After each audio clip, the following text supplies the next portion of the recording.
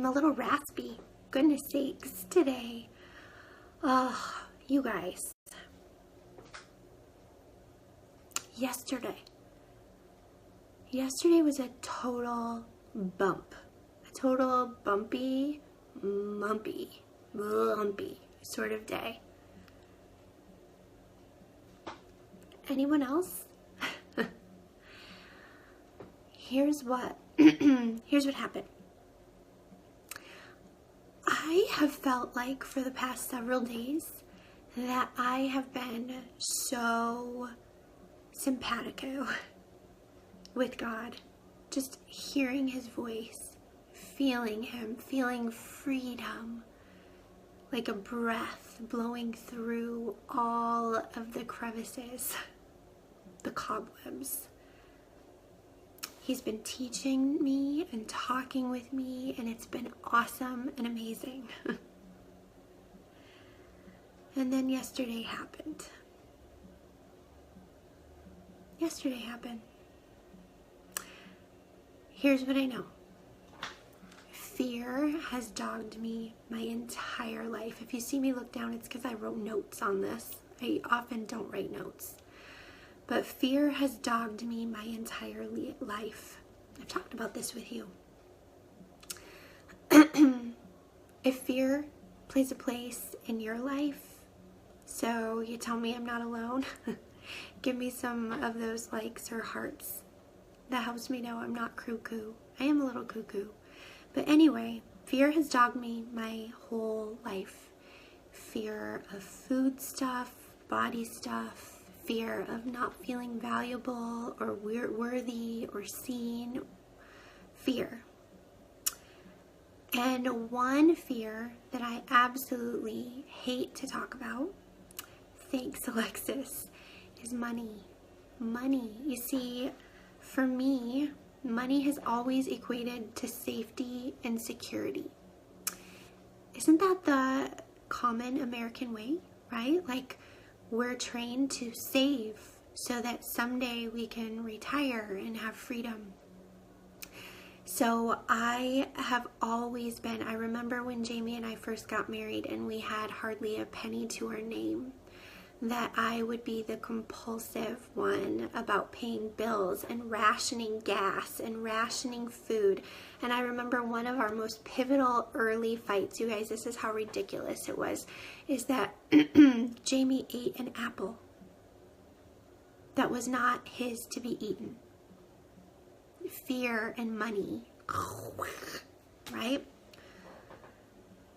It's a chain for me. It's a noose for me. It's one that has been around my neck, and I feel like Satan knows this, that he knows that if he wants to grab me by the heel, he just needs to yank on the money chain. Money equals safety and security for me, not only for my family and myself, for our future. And somewhere in my logical mind, I know it's a farce. I know it's an illusion, and I know that as quickly as it comes, it can go, and yet I still have this fear, and I believe it. So before yesterday, I was feeling secure, simpatico. And then yesterday, in a harried, unfocused moment, I was in my car. I put the gear shift into reverse, and I heard a horrible crunch. I backed into another vehicle. Someone who was gracious and kind and loving, so they were not angry with me, thank the Lord. But I was angry with me. Nonetheless, I backed up into this car, in our new family car, new to us. I heard the crunch and my stomach sank. Have you ever been there? That you feel your stomach sink moment? And instantly I thought to myself, very first thought, what is this going to cost? Fear set in. I have been conditioned so well to this response. More knots began to form in my stomach. I called my husband, and I was cloaked in shame, feeling every bit the young child calling their parents from the principal's office when they'd been bad. You see, he wasn't condemning me. I had already condemned me. And what was so frustrating, so heart-wrenching about this is months of head and heart rewiring felt completely unstrung and undone by one bump, one crunch. And I spent much of that evening feeling out of sorts and disconnected. I felt floaty in my body. I felt reactive in my mind and in my soul. I was disconnected from my kids and my spouse, and I felt like I was literally floating in stink. Do you ever feel that way? Just floating in stink. Ugh, I just was stinky. And I just couldn't land until I picked up my phone. I have this app. It's called Marco Polo. I love it. It helps me connect with some dear friends from all around the country where we can leave video chat messages with each other. And one of my friends had left me a message, and I hadn't watched it. It had been waiting for me, just sitting there like mail in the mailbox. And so I turned it on, and I listened to this video message of my most beautiful friend with the most beautiful singing voice of an angel I've ever heard. I didn't tell her a thing, but her message was clear. I felt very much as if it was God's message in her. Has that ever happened to you? God sends you messages through other people. And here she was in her car, leaving a message of complete and utter gratitude at the ability to take her car to get serviced. You guys, I have never had gratitude in my heart about taking my car to go get serviced. In my mind, I'm thinking, this is a crappy expense. There's way other things I'd rather be spending money on than my car getting serviced. And then I have anxiety when I bring it back. Are they going to tell me I need to replace something? I have never had gratitude about that. She had a freedom about her, a freedom in her voice, a freedom in her carriage of her person, where she spoke about just being so grateful about getting her car serviced. And then she spoke about being grateful that tomorrow that they will have food assistance to help care for their family, and feeling grateful about being able to slowly but surely develop an income to be able to buy their house for their family. And all of a sudden, my little car bump felt like a nothing,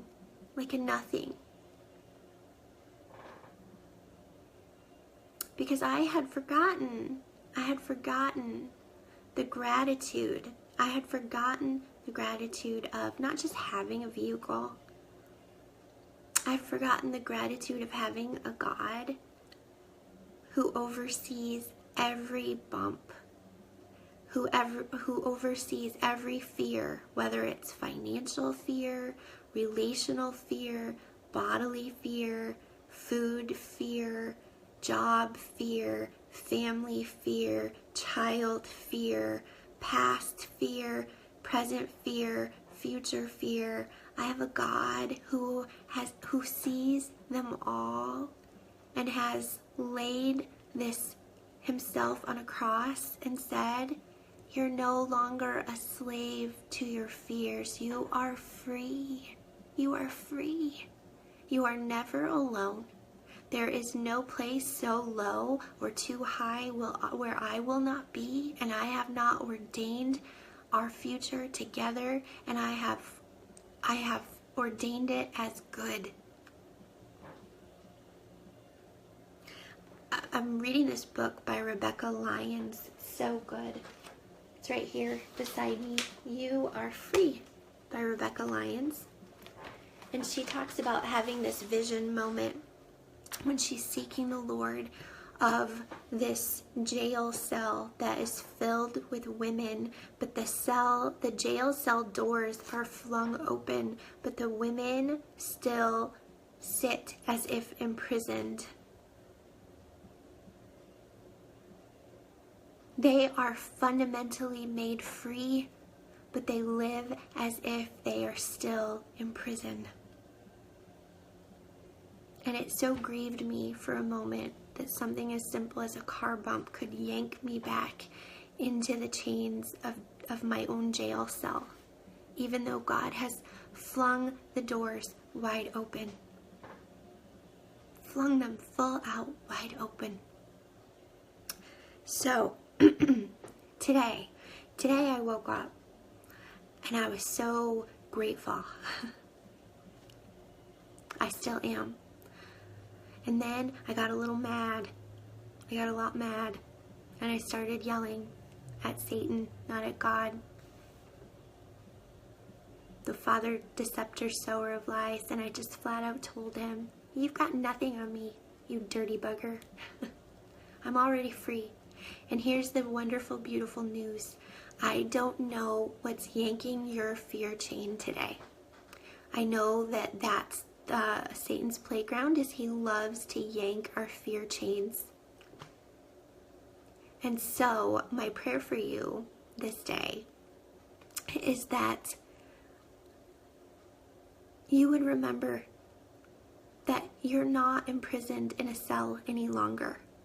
You are free. You are free to walk out, to claim it, to own it, to name it. So if you would be so kind in the comments below, just go ahead and say today, what is one freedom that you're claiming today? Just one word. What is one freedom that you personally are claiming today? I am claiming freedom over the burden of finances. What's one personal thing that you are claiming freedom over, that Satan's not going to yank your chain about any longer? That would bless me so. Comment below.